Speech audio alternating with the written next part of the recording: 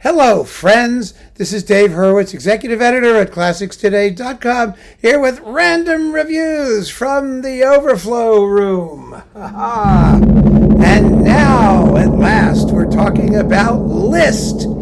Actually, Overflow Liszt is a lot smaller than you might think because my own personal involvement with Liszt antedates most of what I've stuffed into the Overflow room. So I have just gobs and gobs and gobs of Liszt upstairs in the main collection, and far less down here in the Overflow room. Although there may be more in the unfiled Overflow room, which is that wall. There's actually, I'm sure there's a ton of it in there somewhere. So we may get to it one of these years when I start getting to the unfiled Overflow room and start to file the unfiled Overflow room, whereas the stuff behind me, all of this stuff here, is all filed and alphabetized and all that stuff. So who knows? I can't even begin to tell you how much Liszt is really down here, but it's a lot. We're only going to have, I guess, 7 or 8 videos worth probably, which I think is a goodly amount. So let's get started. First, orchestral works. Oh, well, this is a Ferenc Fricsay album from Japan, DG Japan, that has him doing, let's see, the Hungarian Rhapsody number 1, Hungarian Rhapsody number 4. Does it have Les Preludes? No, it doesn't, but he did do Les Preludes, of course. It's coupled to the Dvorak New World Symphony. Then we've got Gounod and Ponchielli and Tchaikovsky and other goodies like that. So it's a Fricsay disc with recordings from 1954, 1960, and 1957. And of course, he was Hungarian, so his list is ever so listitious. It really is. It's lovely, lovely, lovely. So that's nice to have. I keep it under Liszt because he's the first composer on the spine, which means I'll have a chance of finding this. Piano Concertos 1 and 2, Hungarian Fantasy, Totentanz, Jean-Yves Thibaudet, Orchestre Symphonique de Montreal, Charles Dutoit, Decca Eloquence. You know this didn't last long in the catalog because it's already on Decca Eloquence. I mean, when things get reissued on budgy Australian labels, then they can't have had much international play. But these are very good performances. Thibaudet is a great pianist. I mean, and this is fun stuff. It really is. So I tend to keep these things. Oh, this is weird. Yes, this is Masterpieces for Solo Piano Volume 1. It contains the demonic Liszt, which is one of Earl Wild's great Liszt recordings, formerly on Vanguard. Well, this is the Vanguard Liszt.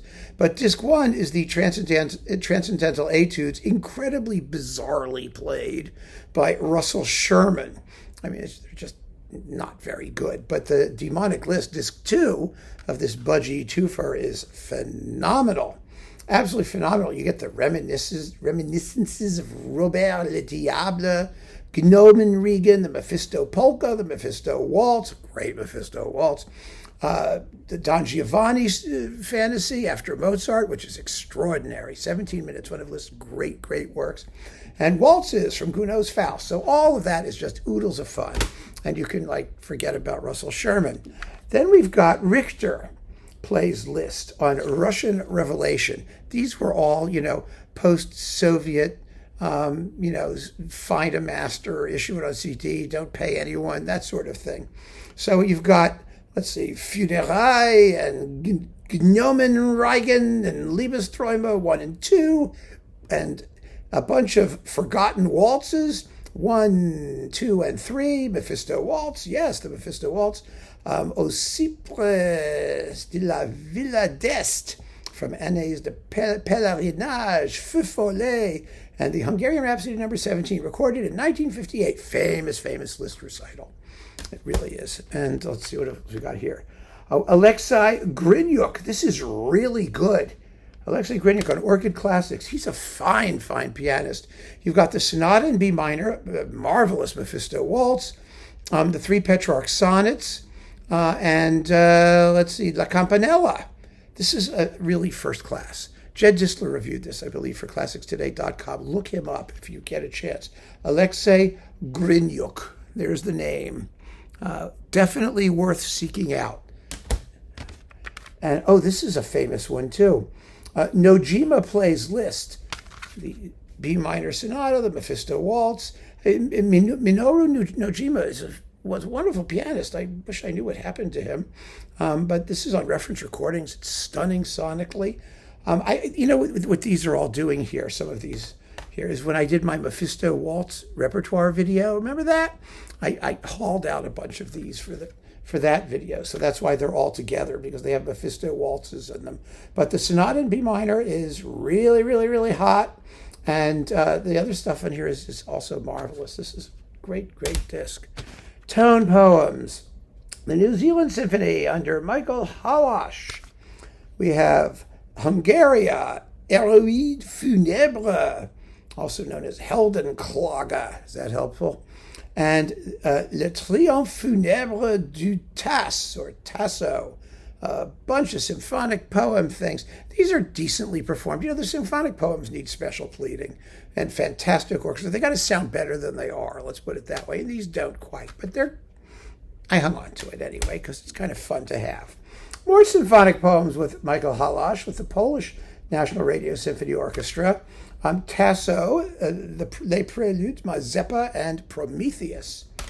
So there was a thing where a bunch of the tone poems sets got recorded. I've got some almost complete tone poem cycles and things like that down here in the overflow room and some upstairs. But, oh, this was fun.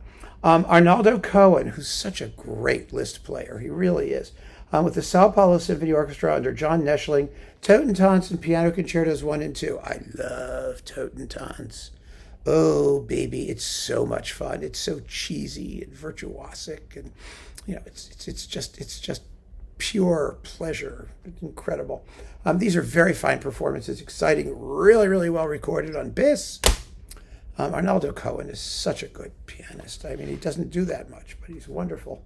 Then we've got Claudio Rao and the London Symphony under Colin Davis doing Liszt Piano Concertos 1 and 2, and 3 concert etudes, Lamento, La Leggerezza, and Un Sospiro. Rao is a Rao, let's put it that way. He's always serious, sober, gorgeous in sonority. His greatest Liszt performance is probably the Transcendental Etudes, which are amazing. The piano concertos here, they're good. They're a little heavy-handed, but, what the hell. You only go around once, right? So there you have it. Oh, that's this Liszt pile. I'm very excited. It's a good start with some really interesting stuff. There's so much more Liszt than you probably know about, and a lot of it's really surprisingly good and interesting, and rounds out his character. His character resists being rounded.